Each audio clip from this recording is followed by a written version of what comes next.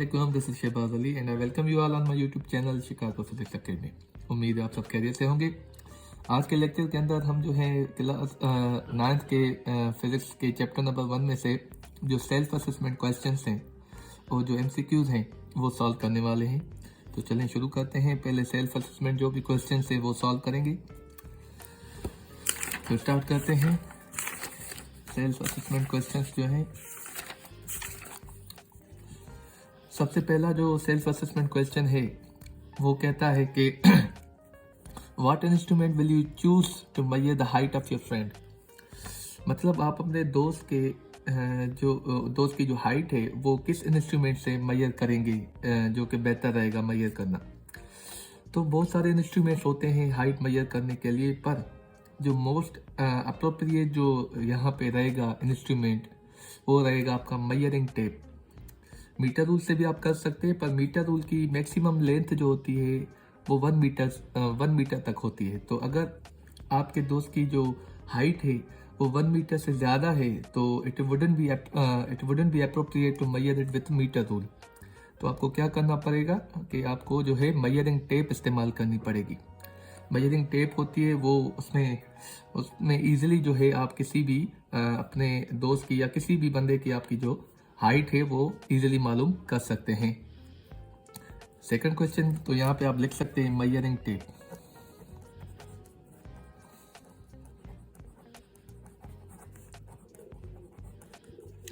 तो measuring tape इसका answer है। अच्छा, क्वेश्चन नंबर 2 है, can you describe how many seconds are there in 1 year. तो आप यहाँ पे बताएं कि एक साल के अंदर कितने सेकंड्स होते हैं। तो ये हमें कैलकुलेट करना पड़ेगा। कैसे करते हैं कैलकुलेट। अच्छा, एक साल के अंदर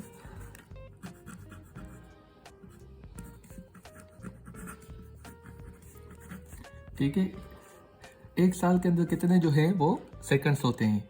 तो पहले तो हमें ये पता होना चाहिए कि एक साल के अंदर दिन कितने होते हैं। ठीक है, तो एक साल के अंदर जो है वो 365 जो होते हैं डेज होते हैं। उसके बाद मल्टीप्लाई करेंगे हम इसको, एक दिन में जो है कितने घंटे होते हैं, 24 घंटे होते हैं, तो 24 से मल्टीप्लाई करेंगे। फिर एक घंटे के अंदर जो है कितने मिनट्स होते हैं, तो 60 मिनट्स होते हैं, वो मल्टीप्लाई करेंगे। और एक मिनट में कितने सेकंड्स होते हैं, तो हम 60 होते हैं तो 60 से मल्टीप्लाई करेंगे। तो ये 60 सेकंड्स तक हमने क्यों लाए हैं, क्योंकि हमें मालूम करना है कि एक साल के अंदर कितने सेकंड्स होते हैं। इसी वजह से हम इसका ये जो यूनिट जो है वो एक्सटेंड किया है सेकंड्स तक। तो यहाँ तक एक्सटेंड हुआ है। अब ये चारों जो रीडिंग्स है वो मल्टीप्लाई करेंगे तो हमें पता चल जाएगा कि एक साल के अंदर कितने जो है वो सेकंड्स होते हैं। चलें जो है वो मल्टीप्लाई करते हैं।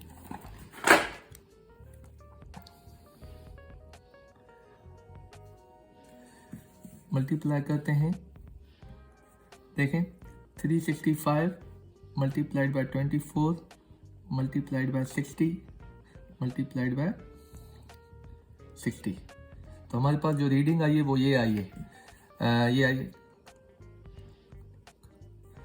3,15,36,000 जो होते हैं सेकंड्स होते हैं एक साल के अंदर। तो हम इसकी जो वैल्यू लिखेंगे वो लिखेंगे 3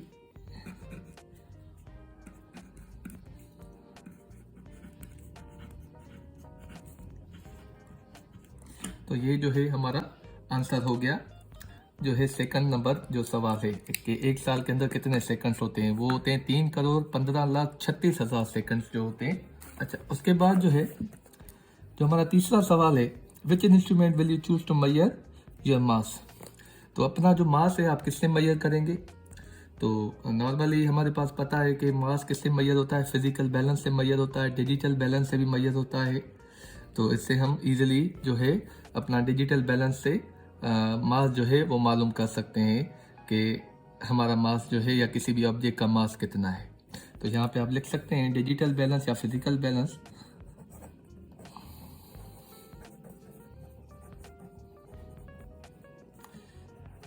ठीक है, तो ये तीनों सवाल हो गए। उसके बाद आगे बढ़ते हैं कि चौथा सवाल क्या है।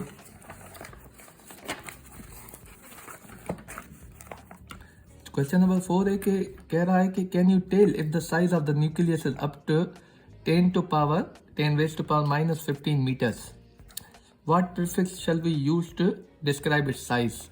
मतलब एक कह रहा है कि न्यूक्लियस है जिसकी जो साइज है वो तकरीबन 10 रेस्ट पावर माइनस 15 मीटर है। अच्छा, इस रीडिंग के जो जगह पे हम कौन सा प्रीफिक्स इस्तेमाल कर सकते हैं ये पूछ रहा है। तो प्रीफिक्सेस आपको पता होना चाहिए और याद भी होने चाहिए कि क्या होते हैं। तो 10 रेस्ट टू पावर माइनस 15 का जो प्रीफिक्स होता है वो फेमटो होता है। मतलब यहाँ पे आप लिख सकते हैं FM, फेमटोमीटर। ठीक है, तो यहाँ पे आप लिख सकते हैं इसका जो जवाब होगा वो होगा फेमटो। फेमटो हो गया, ये यहाँ पे लिखा हुआ है फेमटो और उसकी जो सिंबल है वो F है। ठीक है, ये चौथा नंबर सवाल हो गया। उसके बाद आगे बढ़ते हैं। उसके बाद जो है क्वेश्चन नंबर 5 और 6 है। क्वेश्चन नंबर 5 जो है वो कह रहा है कि how can you identify which gas is denser among the gases. आप कैसे जो है पहचान सकते हैं कि कौन सी गैस जो है ज़्यादा डेंसर है। अच्छा, आपको पता है कि गैस का जो वॉल्यूम तो फिक्स होता नहीं, वो आप जितना वॉल्यूम देंगे उतनी जो है वो उतना वॉल्यूम ऑक्यूपाई कर लेगी। तो यहाँ पे आपको देखना पड़ेगा कि इसका मॉलिक्यूलर मास जो है या मास जो है जिसका ज़्यादा होगा जिस गैस का, वो उतनी ज़्यादा डेंस होगी। जैसे कि दो गैसेस हैं, कार्बन डाइऑक्साइड एक गैस है आपको पता है और ऑक्सीजन गैस है। अब यहाँ पे कार्बन डाइऑक्साइड का मॉलिक्यूलर मास कितना होगा? कार्बन का कितना होता है 12, ऑक्सीजन का कितना आता है 16। तो ये दो ऑक्सीजन है 16 और 16 32, 32 और 12 44। तो ये 44 AMU एटॉमिक मास यूनिट इसका यूनिट हो गया। तो सॉरी, ये इसका मॉलिक्यूलर मास हो गया। और ऑक्सीजन का कितना हुआ 16 एक का, और 16 और 16 32। तो यहाँ पे 32 हुआ। ठीक है, तो यहाँ पे जो ज़्यादा डेंसिटी ज़्यादा किसकी हुई? कार्बन डाइऑक्साइड की। किसकी? इसका जो एटॉमिक मास यूनिट है या एटॉमिक मास है या मॉलिक्यूलर मास जो है वो ज़्यादा है ऑक्सीजन से। तो जिसका मास ज़्यादा होता है वो उतनी ज़्यादा डेंस होती है गैस। अच्छा, क्वेश्चन नंबर 6 है, लास्ट क्वेश्चन है कि can you tell how hot air balloon works. मतलब जो है हॉट एयर बलून जो होता है वो कैसे काम करता है। ये डेंसिटी के बेसिस पे काम करता है। अब होता क्या है कि बलून जो होता है उसके अंदर और बाहर की जो गैस होती है, हवा होती है, वो सेम ही होती है। मतलब दोनों की अंदर की डेंसिटी क्या होती है? सेम होती है। तो जब आप बर्नर नीचे से जलाते हैं और उसका जो टेम्परेचर है वो बैलून को मिलता है, तो अंदर की जो गैस होती है बैलून के अंदर की, आपको पता है टेम्परेचर बढ़ने से डेंसिटी जो होती है वो कम हो जाती है। तो जो टेम्परेचर बढ़ने से डेंसिटी कम हुई और बाहर जो एयर की जो डेंसिटी है वो ज़्यादा है, अंदर बैलून की डेंसिटी कम है। इस वजह से ज़्यादा डेंसर जो गैस है वो उसको ऊपर जो है फोर्स लगाती है और वो ऊपर जो है उड़ जाता है। तो ये जो होता है हॉट एयर बलून जो होता है वो किसकी वजह से काम करता है? Difference in densities. बैलून के अंदर जो डेंसिटी होती है वो कम होती है और बाहर जो हवा की जो डेंसिटी होती है वो ज़्यादा होती है। अब हम सॉल्व करेंगे ये जो MCQs हैं चैप्टर नंबर 1 के, वो सॉल्व करेंगे। तो सबसे पहला MCQs कहता है कि the figure 1.26 shows the part of vernier calliper, what is the reading on the vernier scale. मतलब ये जो है ये एक हमें फिगर दी हुई है और यहाँ पे वर्नियर जो स्केल है, जो रीडिंग है वर्नियर रीडिंग, वो हमें मालूम करनी है। अच्छा, उसके पहले हमें पता होना चाहिए कि मेन स्केल रीडिंग और वर्नियर स्केल जो रीडिंग होती है वो क्या होती है। तो दोनों को ऐड करते हैं तो वर्नियर जो रीडिंग होती है एक्चुअल रीडिंग उसकी हमें मिल जाती है। तो सबसे पहले मेन स्केल देखें, ये जो 0 है, अब ये देखें यहाँ से लेके ये जो 6 है और 7 है, इनके दरमियान जो रीडिंग हमें मालूम करनी है। ये हो गया 6.5,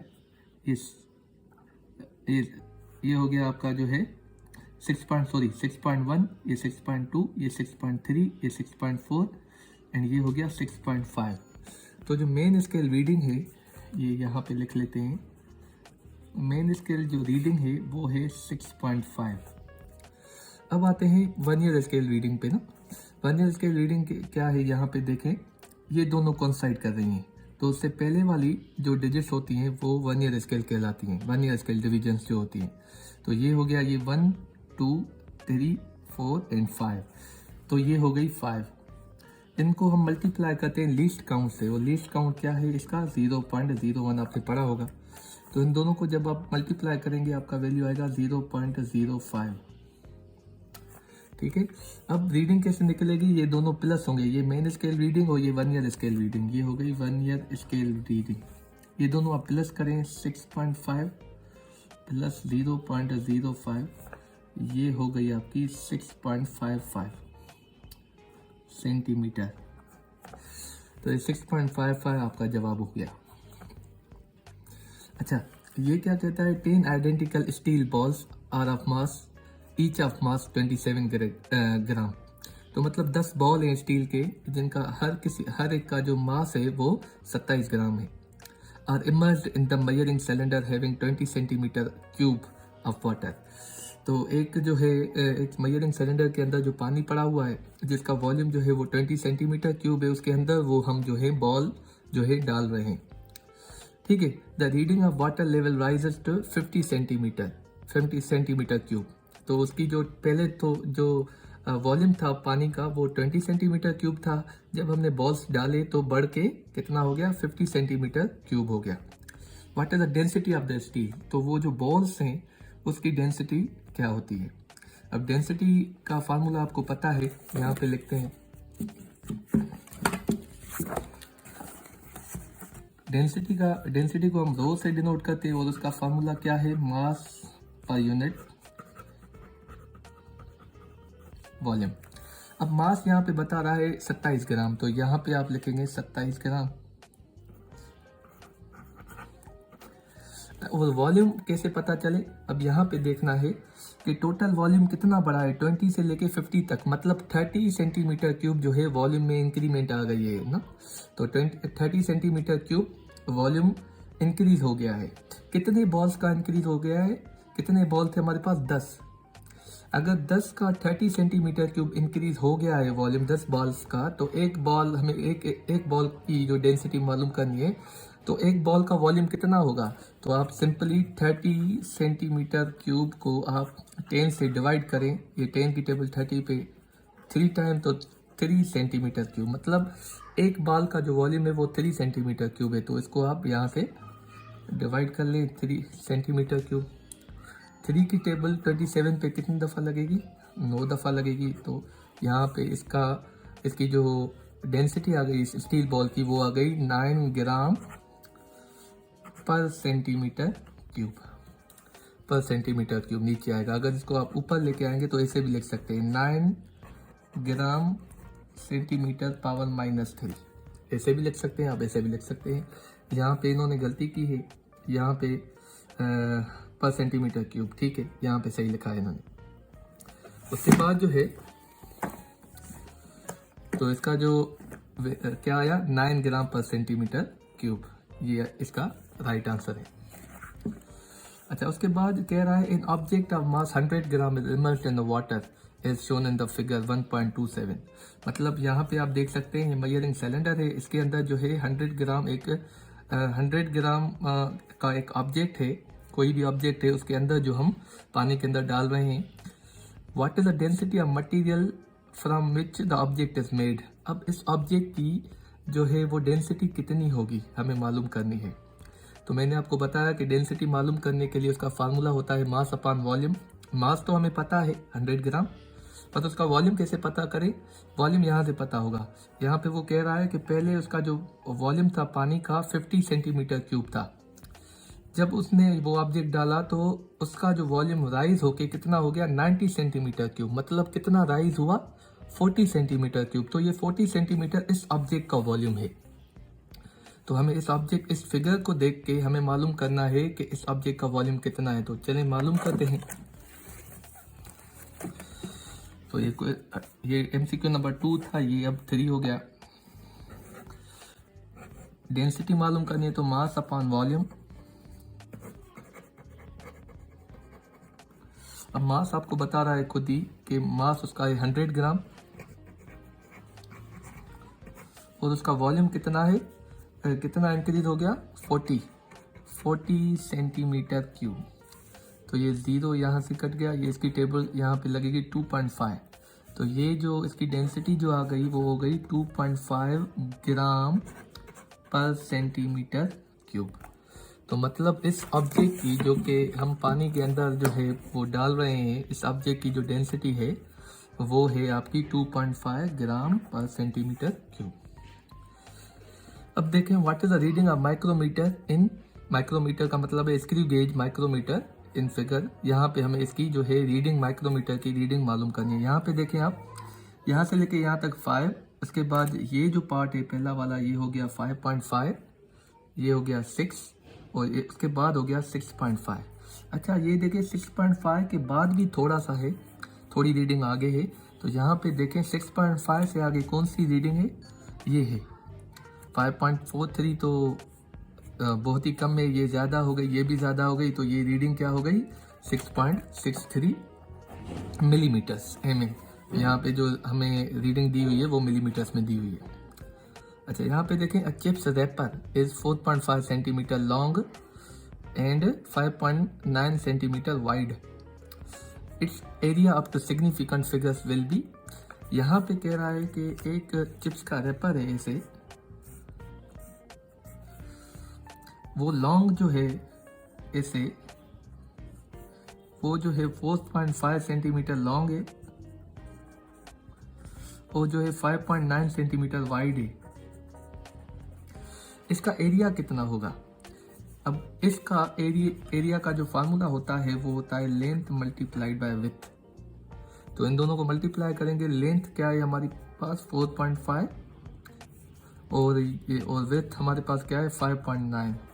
इन दोनों को आप मल्टीप्लाई करेंगे तो आपका वैल्यू आएगा 26.55 centimetre square.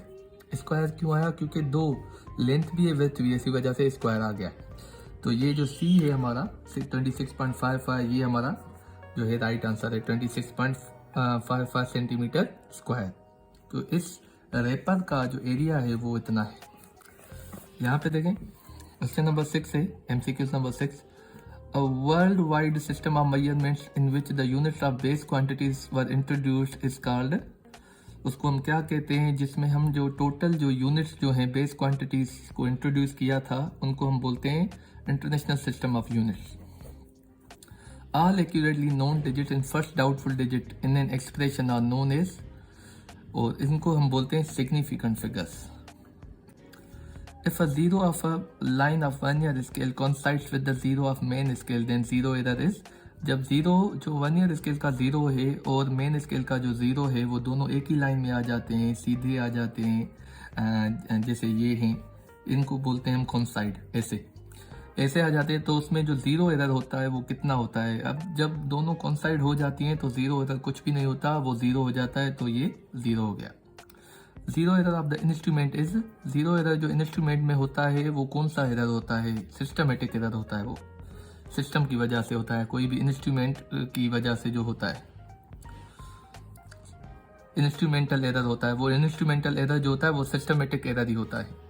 Length, mass, electric current, time, intensity of light and amount of substance are examples of, ये कौन से एग्जांपल्स हैं? ये सारी जो क्वांटिटीज हैं वो बेस क्वांटिटीज हैं, ड्राइव्ड क्वांटिटीज नहीं है, प्रीफिक्सेस नहीं है, ठीक है। तो ये सारी जो है बेस क्वांटिटीज है। उम्मीद है आपको ये जो हमारा लेक्चर जो है आज का वो समझ में आया होगा। अगर कोई क्वेश्चन या क्वेरी रह गई तो आप कमेंट सेक्शन में पूछ सकते हैं। इंशाल्लाह will meet you in the next lecture. Thank you very much.